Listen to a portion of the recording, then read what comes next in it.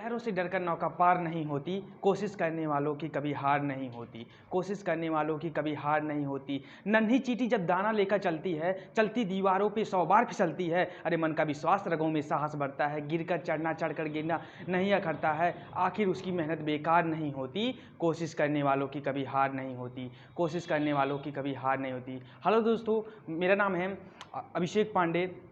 I hope you will be fine. आज का हमारा टॉपिक है कुम टेस्ट। तो आज हम बात करेंगे कुम टेस्ट के बारे में। ठीक है, आज हम किस पे बात करेंगे? कुम टेस्ट के बारे में। कुम टेस्ट को एंटी ग्लोब्यूलिन टेस्ट भी कहते हैं। क्या कहते हैं इसे? एंटी ग्लोब्यूलिन टेस्ट भी कहते हैं।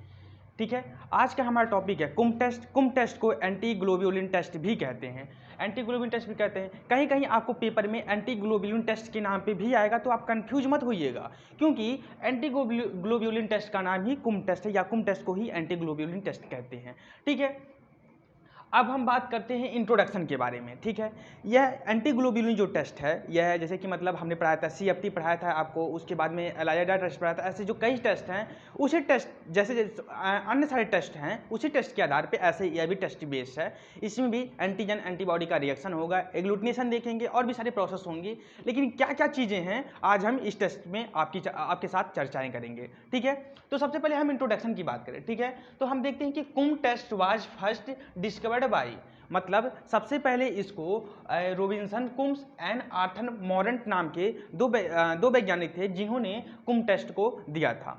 ठीक है, सबसे पहले हमने डिस्कवर की चर्चा की। जैसे मतलब होता ना कि कोई चीज़ कोई दे, जैसे मान लीजिए सबसे पहले कुम टेस्ट है, तो कुम टेस्ट को किसी वैज्ञानिक ने किया होगा, तो जाहिर सी बात किया होगा, रिजल्ट आया होगा और वह रिजल्ट एक्यूरेट रहा होगा और भी लोगों को दिखाया होगा, सही रहा होगा। तो उन्होंने अपना सिद्धांत दिया होगा इस टेस्ट को करने का, तो सिद्धांत दिया होगा, तो सिद्धांत उनका सही था और 2-4 वैज्ञानिकों ने इस चीज़ को देखा होगा, तो सबको आसान लगा, सही तरीका लगा। तो इस तरीकों को प्रतिपादित किया, मतलब 2 वैज्ञानिकों ने, इस साइंटिस्ट ने दिया, जिसका नाम रोबिन्सन कुम एंड आर्थर मॉरेंट नाम के 2 साइंटिस्ट हैं, जिन्होंने कुम टेस्ट को दिया।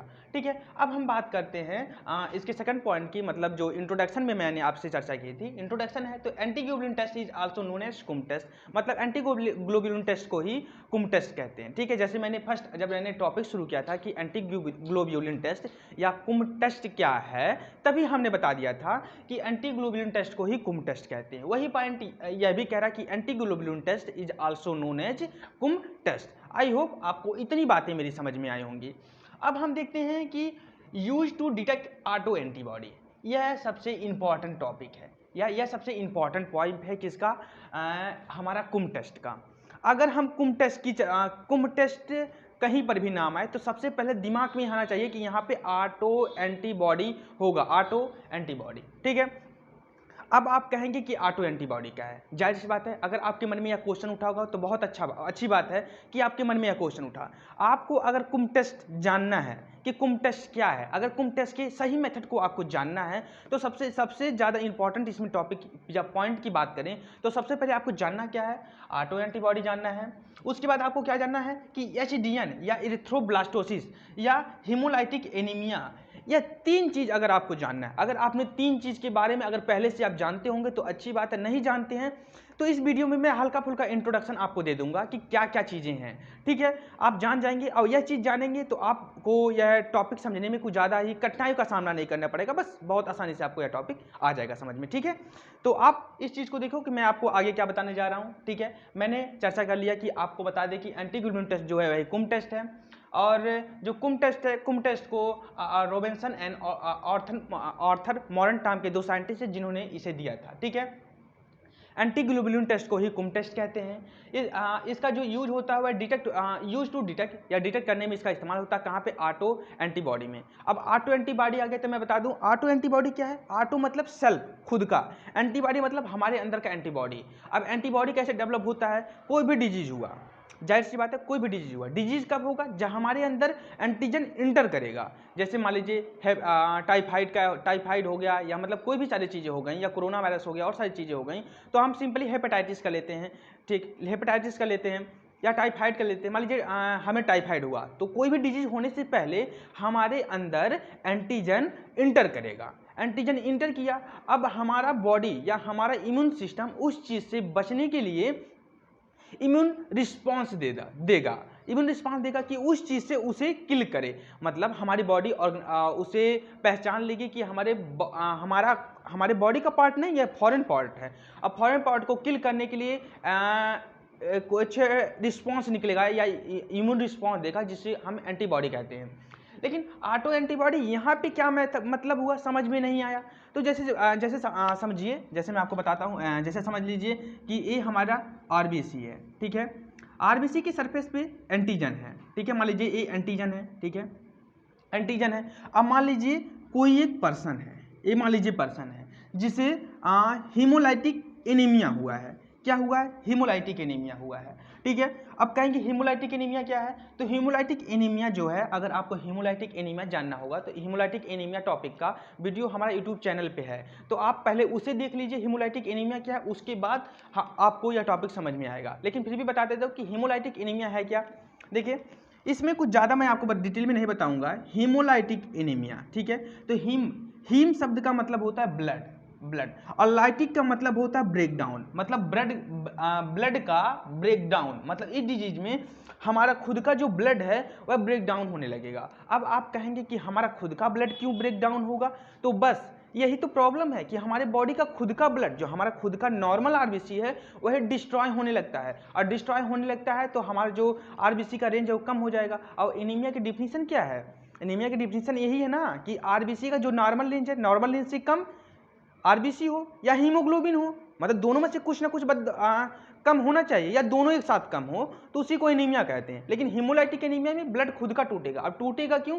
क्योंकि हमारे अंदर कुछ ऐसे डिसऑर्डर हो जाएंगे जिसकी वजह से हमारा इम्यून सिस्टम या खुद नहीं पहचान कर पाएगा कि जो ये हमारे बॉडी का पार्ट है या फॉरेन पार्ट का है, मतलब कुछ डिस्टर्बेंस हो जाएंगे, और जिसकी वजह से हमारे जो ब्लड का एंटीजन या खुद का आरबीसी है, वह उसे फॉरेन पार्टिकल समझ के वह उसे डिस्ट्रॉय करने लगेगा। और क्यों डिस्ट्रॉय करता है? यह टॉपिक हीमोलाइटिक एनीमिया का है। मैं यहाँ पे इस चीज़ को डिफाइन नहीं कर सकता, अगर करूँगा तो काफ़ी लंबा हो जाएगा, ठीक है। तो अगर आपको हीमोलाइटिक एनीमिया को काफ़ी डिटेल में जानना होगा तो हीमोलाइटिक एनीमिया का मेरा वीडियो यूट्यूब चैनल पे है, आप उसे देख सकते हैं, ठीक है। बस आप जान लीजिए कि वह पर्सन हीमोलाइटिक एनीमिक है, ठीक है।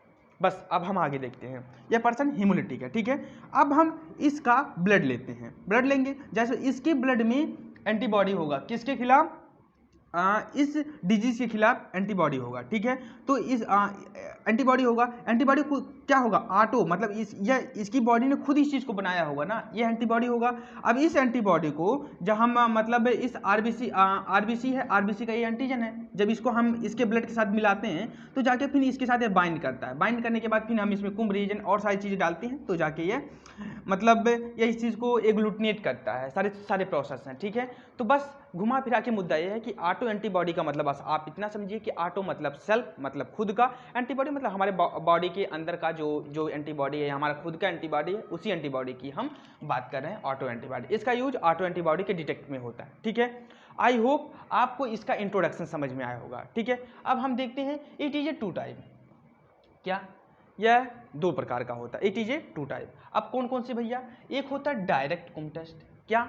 Direct Coombs test. ध्यान दीजिए, नाम से क्लियर है, हर एक पॉइंट नाम से क्लियर होगा, बस आपको ध्यान देने की जरूरत है कि मैं क्या कह रहा हूं। आप मेरे हर एक शब्द को बहुत ध्यान से सुनिए। क्या? डायरेक्ट कुम टेस्ट, और दूसरा क्या है? इनडायरेक्ट कुम टेस्ट, ठीक है। It is a two type, direct Coombs test, indirect Coombs test, ठीक है। अब डायरेक्ट कुम टेस्ट क्या है? ठीक है, देखिए डायरेक्ट कुम टेस्ट में घुमा फिरा के मुद्दा कुछ नहीं है, अभी मुद्दा जितना भी पोथी है सभी अभी मैं आपको एक्सप्लेन करूंगा। बस इसमें होता क्या आप इतना जानिए।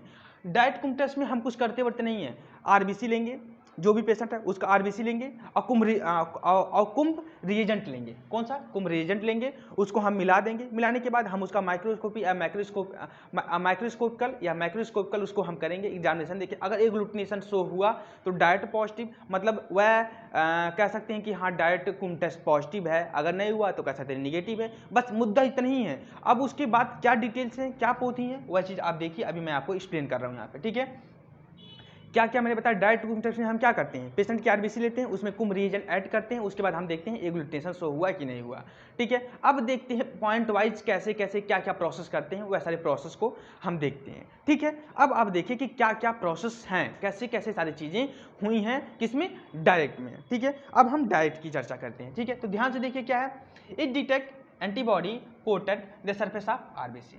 It detect antibody coated and the surface of RBC. मतलब वही मुद्दा हुआ कि आरबीसी के सरफेस पे आरबीसी का सरफेस है जहाँ पे हम डिटेक्ट करते हैं एंटीबॉडी, मतलब एंटीबॉडी वहाँ पे मतलब कोटेड है कि नहीं है, प्रेजेंट है कि नहीं है, ये सब मुद्दा हम इसमें देखते हैं। ठीक है, तो क्या है पहला पॉइंट इसका, it detect antibody coated and the surface of RBC. ठीक है, अब देखिए it is use to auto immune haemolytic anaemia. मतलब इसका इस्तेमाल या डाइट कुम टेस्ट कब हम करते हैं, जब हमें डिटेक्ट करना होता है या मतलब उस पेशेंट को ऑटो इम्यून हीमोलाइटिक एनीमिया हुआ है।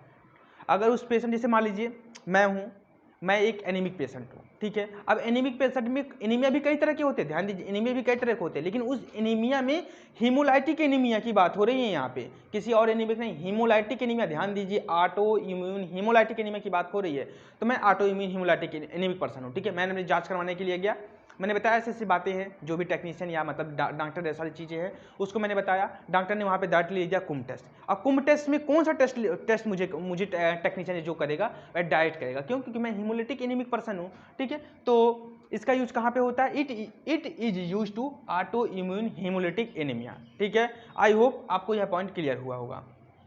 अब देखिए, अब यह पॉइंट क्या कह रहा है, टू फॉर्म द टेस्ट, क्या? टू फॉर्म द टेस्ट, जब हम टेस्ट करते हैं या मतलब टेस्ट करने की तैयारी करते हैं, मतलब जो भी आप कह सकते हैं अपने वे में, to form the test blood cell is taken in RBC are wash.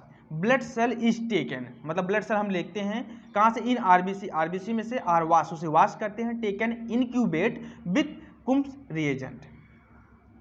ठीक है, इनक्यूबेट में हम ब्लड सेल लेते हैं, ब्लड सेल कहाँ से लेंगे, हम आरबीसी से लेंगे, उस चीज़ को हम वाश करते हैं, किसके वाश करते हैं, अब उसके बाद हम क्या देते हैं, विथ कुम रिएजेंट के साथ। ठीक है, उसमें हम कुम रिएजेंट डाल देते हैं। ठीक है, समझ में आया। टू फॉर्म द टेस्ट, जब हम टेस्ट करने जाते हैं, ब्लड सेल लेते हैं, ब्लड सेल कहाँ से लेते हैं, हम आरबीसी से लेते हैं, और उसे हम वाश करते हैं इनक्यूबेट में, और उसमें हम क्या ऐड करते हैं, कुम रिएजेंट। ठीक है, अब उसके बाद क्या है, इफ द आरबीसी देन, यदि RBC agglutinate the direct Coombs test positive, यदि एग्लूटिनेशन शो हुआ, इतना करने के बाद अगर एग्लूटिनेशन शो हुआ तो कह देंगे कि यह test direct Coombs test positive है, मतलब यह डायरेक्ट कुम टेस्ट पॉजिटिव है। ठीक है, हमने क्या लिया, to form the test blood cell is taken in RBC are washed and taken incubate with the Coombs reagent. ठीक है, उसके बाद इतना सारा चीज़ डालने के बाद हम उसे उसका एग्जामिनेशन करते हैं। अगर एग्जामिनेशन में एग्लूटिनेशन शो हुआ तो हम कह सकते हैं मतलब कहते हैं डायरेक्ट कुम टेस्ट पॉजिटिव। ठीक है, आई होप आपको इतना बातें समझ में आई होंगी डायरेक्ट कुम टेस्ट के बारे में। डायरेक्ट कुम टेस्ट का एक इंट्रोडक्शन था, मतलब क्या है डायरेक्ट कुम टेस्ट। अगर मान लीजिए हमसे कोई पूछे डायरेक्ट कुम टेस्ट क्या है, तो इतनी बातें हम उसे बता सकें, हम उसको एक पोथी पत्र लेके नहीं बैठेंगे ना कि हम टेस्ट ट्यूब लेंगे, ऐसा करेंगे, मतलब ऐसी बातें नहीं है ना, ये तो हमारे नॉलेज के लिए हम कैसे क्या चीज़ें करते हैं। लेकिन अगर कोई पूछे बताने के लिए, ये डायरेक्ट कुम टेस्ट का इंट्रोडक्शन था। आई होप आपको यह बातें समझ में आई होंगी। अब हम चर्चा करते हैं कि डायरेक्ट कुम टेस्ट करते कैसे हैं। ठीक है, अब आप यहाँ पे देखिए डायरेक्ट कुम टेस्ट कैसे करते हैं, मतलब मेथड क्या है डायरेक्ट कुम टेस्ट का। सबसे पहले प्रिपेयर करेंगे, prepare 5% of cell suspension of the RBC. सबसे पहले हम आरबीसी का 5% सेल सस्पेंशन तैयार करते हैं। ठीक है, उसके बाद हम द लेवल 3 ट्यूब, अब हम 3 टेस्ट ट्यूब लेते हैं, maybe that 3 test tube हम लेते हैं। पहले टेस्ट ट्यूब का नाम हम टी देंगे, दूसरे का पीसी देंगे, तीसरे का एनसी देंगे। ठीक है, अब आपको यह कन्फ्यूजन होगा टी पीसी एनसी क्या है, जाहिर सी बात है। अब हम मान लीजिए हमें 3 टेस्ट ट्यूब लेना है, तो हम 1 2 3 भी तो काउंट कर सकते हैं, या ABC भी लिख सकते हैं, या XYZ भी, तो उसको मतलब जाहिर लेवल करना है तो हम कोई भी लेवल कर सकते हैं। हम टी पीसी एनसी ही क्यों करेंगे, जाहिर सी बात है। अगर यह क्वेश्चन आपके दिमाग में उठा होगा तो बहुत अच्छी बात है, बट मैं बता दूं कि टी पीसी और एनसी क्या है, जाहिर सी बात है। तो अगर हम टी पीसी और एनसी इसलिए करते हैं क्योंकि यह हमें लेवल करना जरूरी होता है। हमको देखना है टी फॉर टेस्ट, इसमें हम टेस्ट लगाते हैं। ठीक है, पी फॉर क्या होता है, पीसी मतलब पॉजिटिव कंट्रोल, अब एन फॉर एनसी मतलब निगेटिव कंट्रोल, मतलब हम टेस्ट लगाएंगे, फिर पॉजिटिव कंट्रोल भी लगाएंगे और निगेटिव कंट्रोल भी लगाएंगे। इसलिए हम 3 ट्यूब लेते हैं, जिसपे फर्स्ट वाले पे हम टी लिखेंगे, मतलब टी फॉर टेस्ट, दूसरे पे पीसी लिखेंगे, पीसी मतलब पॉजिटिव कंट्रोल, और तीसरे वाले पे एनसी मतलब निगेटिव कंट्रोल। आई होप आपको टी पीसी और एनसी का मतलब समझ में आ गया। अब आप टी पीसी एनसी नहीं कहेंगे, ये मैंने बस आप यहाँ पे शॉर्ट फॉर्म में लिखा है। अगर कहीं भी आपको लिखना या पेपर में कहीं उस चीज़ को इंक्लूड करना होगा तो आप पूरा लिखें T for test, P for positive, PC मतलब पॉजिटिव कंट्रोल, एनसी मतलब नेगेटिव कंट्रोल। ठीक है, आई होप आपको इतनी बातें समझ में आई होंगी। ठीक है, अब हम क्या करते हैं यहाँ पे ध्यान दें कि मतलब अब हम करते क्या हैं। ठीक है, टी वाले में हम क्या करेंगे, 2 ड्रॉप लेंगे सस्पेंशन, क्या लेंगे, टी में taken 2 drop of cell suspend, मतलब जो 5% हमने प्रिपेयर किया है, सेल सस्पेंशन बनाया है, उसमें हम टी वाले ट्यूब में 2 ड्रॉप सेल सस्पेंशन लेंगे। ठीक है, अब हम पीसी पॉजिटिव कंट्रोल में 1 ड्रॉप ऑफ एंटी डीसरा लेंगे, 1 ड्रॉप ऑफ एंटी डीसरा, और उसी में हम पीसी वाले में ही 1 drop of RS positive Pulitzer लेंगे, आरएस पॉजिटिव पुलिसर लेंगे। ठीक है, देखिए टी वाले में टेकन 2 ड्रॉप ऑफ, हमने जो सेल सस्पेंशन तैयार किया था, प्रिपेयर किया था, उसको हम लेंगे कितना, 2 ड्रॉप। अब पीसी वाले में 1 ड्रॉप हम लेंगे एंटी डीसरा और 1 drop of orange positive Pulitzer लेंगे। ठीक है, उसके बाद एनसी की बात करते हैं। नेगेटिव कंट्रोल में हम 1 ड्रॉप नॉर्मल साइन लेते हैं और 1 ड्रॉप आरएस पॉजिटिव पुलिसर लेते हैं। ठीक है, इतना चीज समझ में आया आपको? एक बार फिर से रिपीट करता हूं, टी में 2 ड्रॉप हम सेल सस्पेंशन लेते हैं, पीसी में 1 ड्रॉप हम एंटी डीसरा लेते हैं, और पीसी वाले में ही हम 1 drop of RS positive Pulitzer लेते हैं। एनसी की बात करें, एनसी में हम 1 ड्रॉप ऑफ नॉर्मल साइन लेते हैं और 1 drop of RS positive Pulitzer लेते हैं। इतना ट्यूब में हमने सारी चीज को करके रख दिया। ठीक है, अब हम आगे देखते हैं कि आगे क्या करते हैं। ठीक है, add 2 drop of Coombs reagent. ठीक है, अब मुद्दा यहाँ पे आया। ठीक है, जो कुंभ टेस्ट हम पढ़ रहे हैं, अब यहाँ पे हम कुंभ रिएजेंट डालते हैं। ठीक है, add 2 drop of Coombs reagent. ठीक है, add 2 drop of Coombs reagent. ठीक है, अब यह कुंभ रिएजेंट, अब ऐड, मैंने बताया ना कि add 2 drop of Coombs reagent. अब आप कहेंगे कि टी में डालेंगे कि पीसी में डालेंगे कि एनसी में डालेंगे, किस में डालेंगे? ठीक है, तो किसी एक में नहीं, add 2 drop of Coombs reagent मैंने लिखा है, तो इसका ये मतलब हुआ कि सिर्फ किसी एक में नहीं डालना है, तीनों ट्यूब में आपको 2-2 ड्रॉप कुंभ रिएजेंट डालना, चाहे टी हो, चाहे पीसी हो या एनसी हो, इससे कोई मतलब नहीं है। बस कुंभ रिएजेंट डालना है, तो डालना है किसमें, तीनों ट्यूब में आपको कुंभ रिएजेंट डालना है। ठीक है, तीनों डालना है। अब उसके बाद में हम डालने के बाद उसको मिक्स करेंगे, मिक्स करने के बाद सेंट्रीफ्यूज करेंगे। सेंट्रीफ्यूज कब तक करेंगे, 1 मिनट के लिए, कितनी पर, 1500 आरपीएम पर। ठीक है, 1500 आरपीएम पे हम सेंट्रीफ्यूज करेंगे। ठीक है, एक बार फिर हम इसका मेथड देखते हैं डायरेक्ट का। टी में हम 2 ड्रॉप सेल सस्पेंशन लेते हैं, पीसी में 1 ड्रॉप हम लेते हैं एंटी डीसिरा, और 1 ड्रॉप लेते हैं हम क्या, आरएस पॉजिटिव पूल्ड सेल।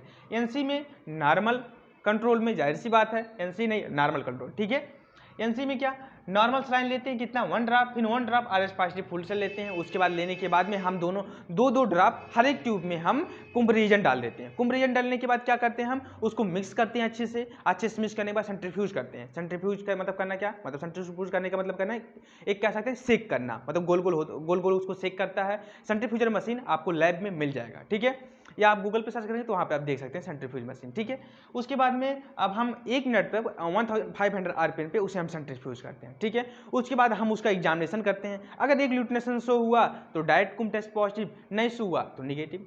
बस यही घुमा फिरा के मुद्दा है। देखिए अब रिजल्ट क्या आ गया, agglutination in the test sample. अगर टेस्ट वाले सैंपल में एग्लूटिनेशन हुआ तो इंडिकेट क्या करेगा, the patient of the antibody on the surface of RBC. The patient of the antibody, patient में एंटीबॉडी है कहाँ पे, on the surface of the RBC, RBC के सरफेस पे एंटीबॉडी है जो हमें डिटेक्ट कर रहे हैं। ठीक है, इसी को हम क्या, डीसीटी का मतलब क्या, डायरेक्ट कुंभ टेस्ट पॉजिटिव कहते हैं। ठीक है, अब इंडिकेशन क्या है, इंडिकेशन कहने का मतलब है कि किसकी डिजीज में हम इसका मतलब इस्तेमाल करते हैं, तो एचडीएन और हिमोलाइटिक एनीमिया। अब हम एचडीएन की बात करते हैं। ठीक है, एरिथ्रोब्लास्टोसिस फिटालिस, यह इलेक्ट्रोब्लास्टोसिस फिटालिस या एचडीएन ये खुद में एक टॉपिक है। अगर मैं इसको डिटेल में बताऊं ना तो इसका, अगर मैं एचडीएन पे एक वीडियो बनाऊं तो नहीं कुछ तो लगभग आधे घंटे का वीडियो एचडीएन पे खुद बनेगा। मतलब एचडीएन कहने का मतलब यह अपने आप में खुद का टॉपिक है एचडीएन। तो मैं ऐसे टॉपिक के बीच में इसको बता नहीं सकता, लेकिन फिर भी अभी हल्का फुल्का एक दे दूंगा कि हाँ एचडीएन क्या होता है। और हिमोलाइटिक एनीमिया मतलब मैंने जस्ट अभी आपको एक्सप्लेन किया है। अभी आप अगर, अच्छा ठीक है, एक बार और एक्सप्लेन कर दे रहा हूँ एचडीएन को। ठीक है, पहले एचडीएन देखते हैं और उसके बाद हिमोलाइटिक एनीमिया। एचडीएन क्या है, एचडीएन को एरिथ्रोब्लास्टोसिस फिटालिस कहते हैं। इसको अगर एचडीएन के फुल फॉर्म की बात करें तो यह हिमोलाइटिक डिजीज ऑफ न्यूबॉर्न है।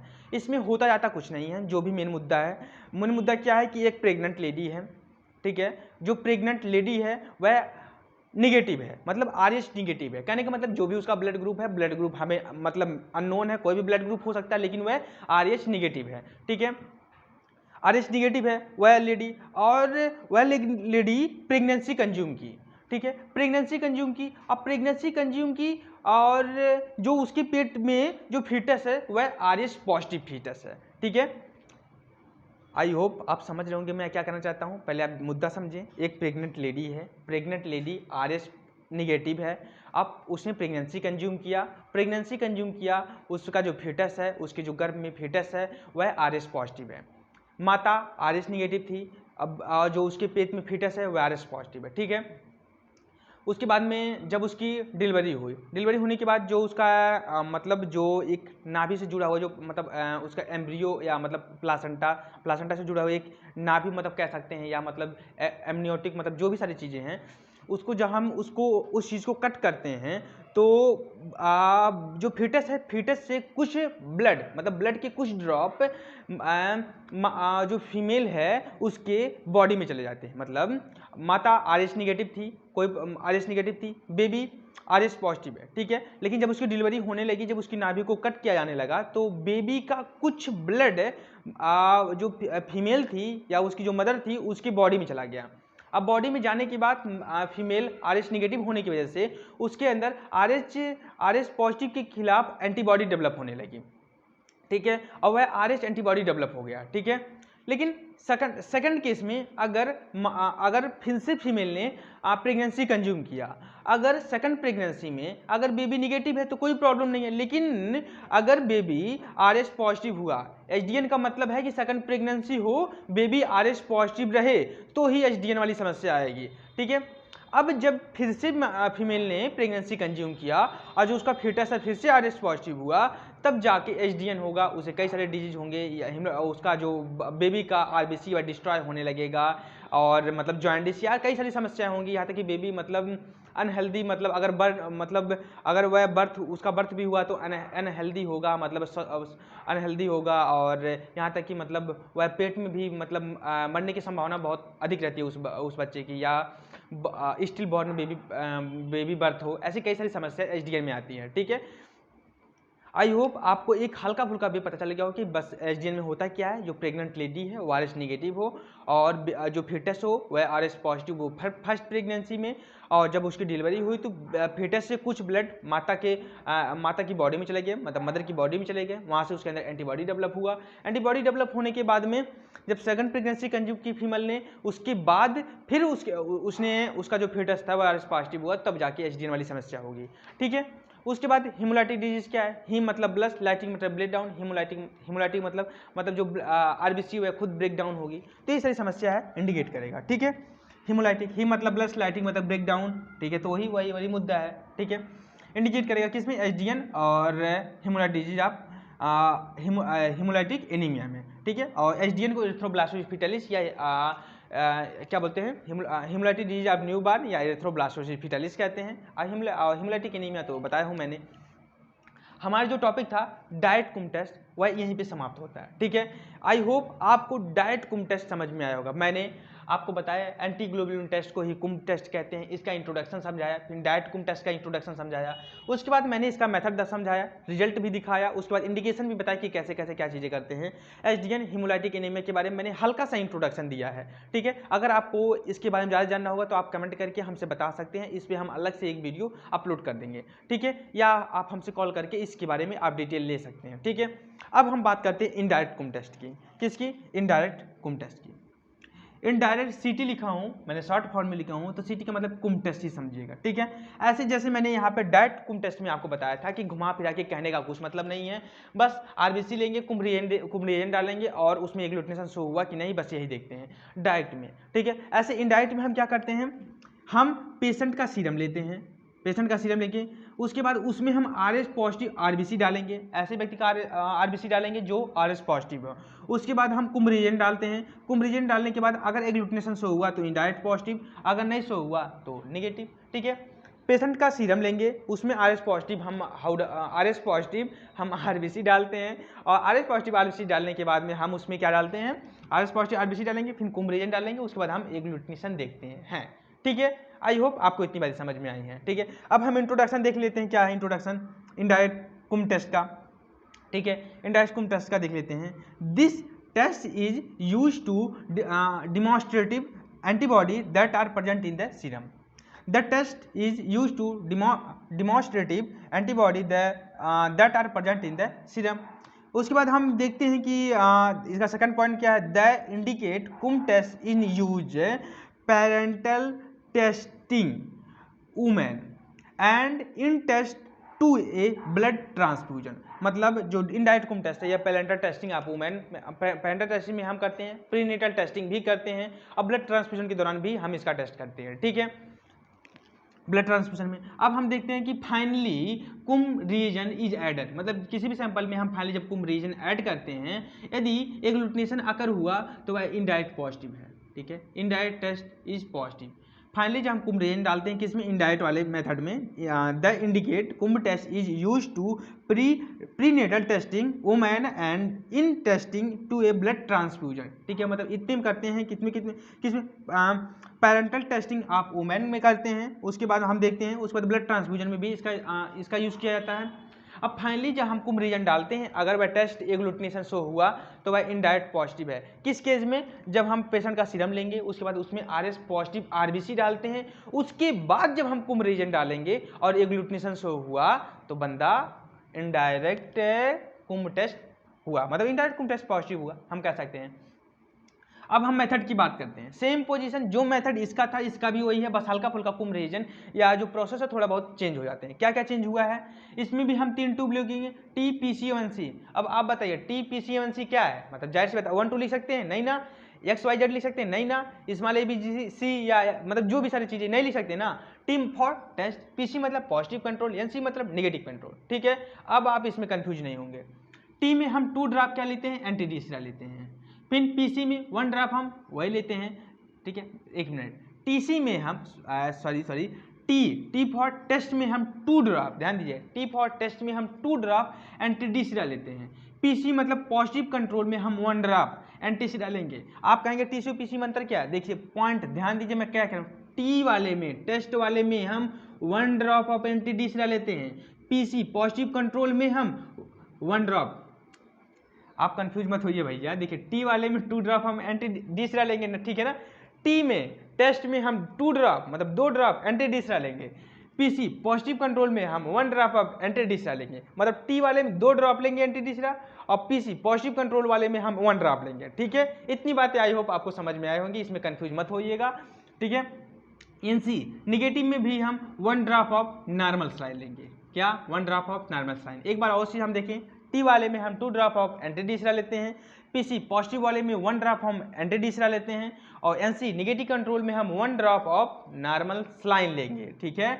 उसके बाद क्या करेंगे, ऐड 1 ड्रॉप ऑफ 5% जो हमने सेल सस्पेंशन तैयार किया था उसको डालेंगे। एक मिनट, आप देखिए जो हमने 5% सेल सस्पेंशन तैयार किया था वह इसमें ऐड करेंगे। Add 1 drop of 5% of cell suspension of pooled cell OS positive cell in each tube, मतलब हर ट्यूब में हम 1 ड्रॉप जो सेल सस्पेंशन मैंने 5% तैयार किया था, हमने बताया नहीं था कि यहाँ पे प्रिपेयर 5% ऑफ सेल सस्पेंशन, उसी को हम इसमें ऐड करेंगे, ठीक है।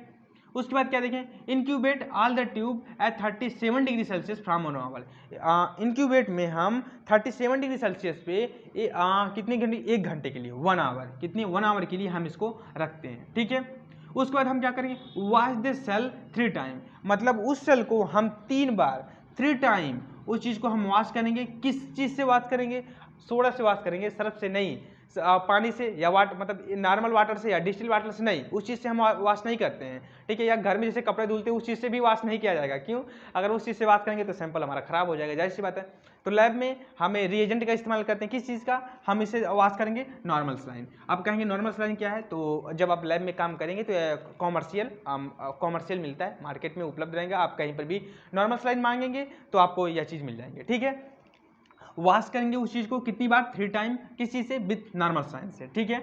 उसके बाद हम add 2 drop of Coombs reagent to each tube, मतलब जितनी भी ट्यूब है सभी ट्यूब में हम 2 ड्रॉप हम कुंभ रिएजेंट डालते हैं, ठीक है, 2 ड्रॉप कुंभ रिएजेंट डालते हैं। उसके बाद हम उसको रखेंगे कि 5 मिनट के लिए रख देते हैं। उसके बाद हम फिर सेंट्रीफ्यूज करेंगे 1500 आरपीएम पे, कितने मिनट के लिए? 1 मिनट के लिए, ठीक।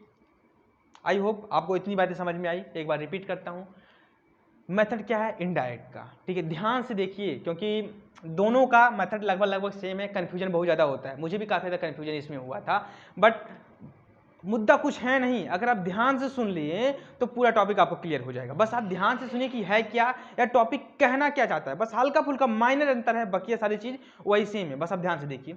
लेवल 3 ट्यूब TPCNC लेंगे, ठीक है, आपको फुल फॉर्म बताने की आवश्यकता नहीं है क्योंकि मैंने कई बार इस टॉपिक में बता चुका। अच्छा ठीक है, एक बार और बता दे रहा हूँ। T for test, P for positive control, N for negative control, ठीक है। टेस्ट वाली जो ट्यूब है उसमें हम 2 ड्रॉप एंटी डिसरा लेंगे, और पॉजिटिव कंट्रोल में 1 ड्रॉप हम एंटी डिसरा लेंगे, और नेगेटिव कंट्रोल में 1 ड्रॉप ऑफ नॉर्मल साइल लेंगे। उसके बाद हम उसमें ऐड करेंगे 1 ड्रॉप सेल सस्पेंशन। उसके बाद हम इंक्यूबेट में रख देंगे टेस्ट ट्यूब को 37 डिग्री सेल्सियस पर 1 घंटे के लिए। उसके बाद हम वॉश करेंगे उस तीनों ट्यूब को 3 बार वॉश करेंगे, मतलब एक बार में 3 टाइम कहा गया, 3 बार उस ट्यूब को हम वॉश करेंगे। ना ही हम वॉशिंग पाउडर का इस्तेमाल करेंगे, ना ही हम डिटर्जेंट का इस्तेमाल करेंगे, ना ही हम डिस्टिल वाटर, ना ही हम सिंपल वाटर का इस्तेमाल करेंगे। किससे वॉश करेंगे? नॉर्मल स्लाइन से वॉश करेंगे, okay.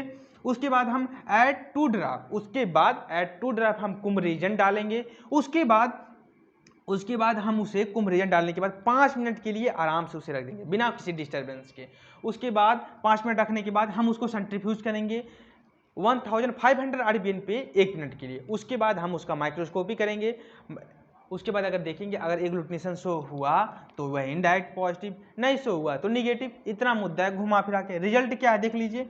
In the positive indirect Coombs test agglutination of the RBC, अगर आरबीसी ने एग्लूटिनेशन शो किया है कुंभ रिएजेंट डालने के बाद तो वह इंडिकेट करेगा कि patient of the antibody in the test serum, मतलब पेशेंट के जो हम टेस्ट सीरम कर रहे हैं उसमें एंटीबॉडी है।